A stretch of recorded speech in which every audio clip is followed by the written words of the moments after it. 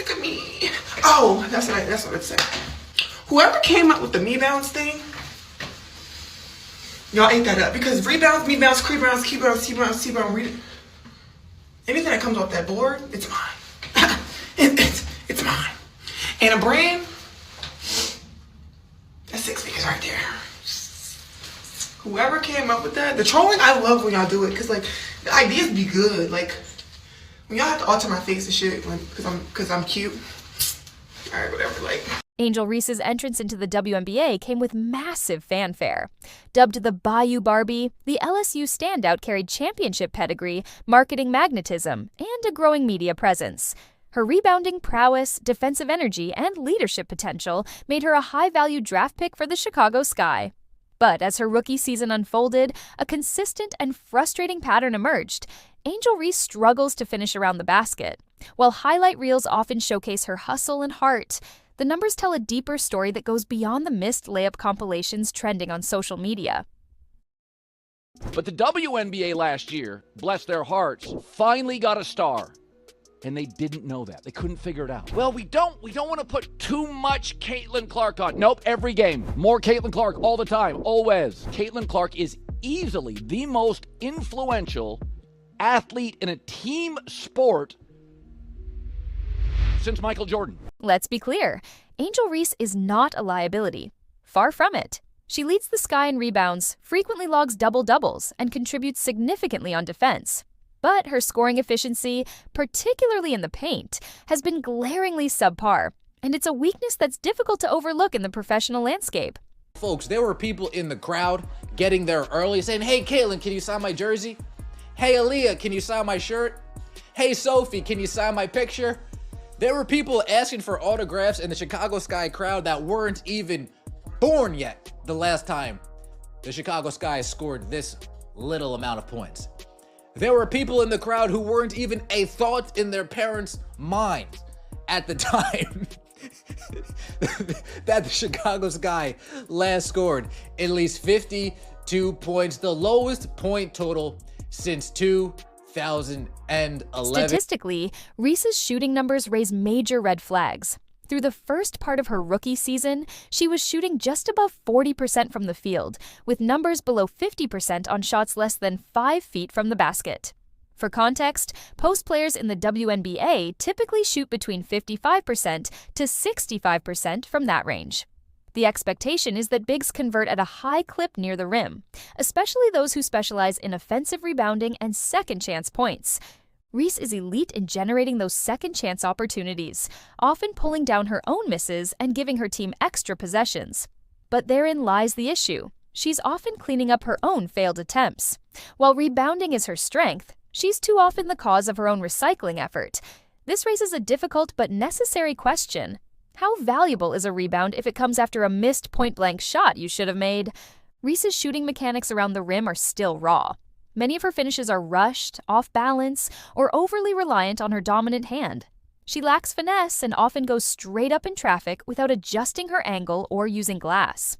Her layup attempts frequently miss wide, too long, or too flat. There's a noticeable absence of touch, that intuitive feel for how much power to apply depending on distance, speed, and contact. In the WNBA, where defenders rotate quickly and rim protectors are more physical, that kind of nuance separates elite finishers from role players. What Reese lacks isn't effort, it's polish. She hasn't yet developed a consistent finishing package. There's minimal use of reverse layups, wrong foot finishes, or misdirection. Her post moves are still predictable, and once she's met with strong help defense, she's more likely to force a bad shot than to kick out to a shooter or reset. Her tunnel vision at the rim, while reflective of her aggressiveness, can sometimes hurt the team's spacing and shot selection. Another element affecting her finishing could be psychological. Angel Reese is a fierce competitor, but even the most confident athletes experience performance anxiety, especially in the transition from college stardom to professional scrutiny. The attention on Reese is amplified. Every move she makes is dissected by fans, media, and critics. Her finishing woes have become a recurring talking point on sports shows and social media, creating a feedback loop that can eat away at confidence. The mental side of finishing is often overlooked. Hesitation, overthinking, and the pressure to make a shot all affect timing and execution. Reese sometimes appears rushed under the rim, perhaps trying to avoid being blocked or wanting to prove she can score in traffic. This lack of calmness translates into errant shots that could have been layups or easy putbacks. Instead of taking a breath, squaring up, or using a pump fake, she's often choosing speed over control. The Chicago Sky rely on Reese heavily, not as their main scorer, but as a consistent interior presence. That said, she often gets a high volume of touches around the basket. The problem arises when that volume isn't paired with efficiency.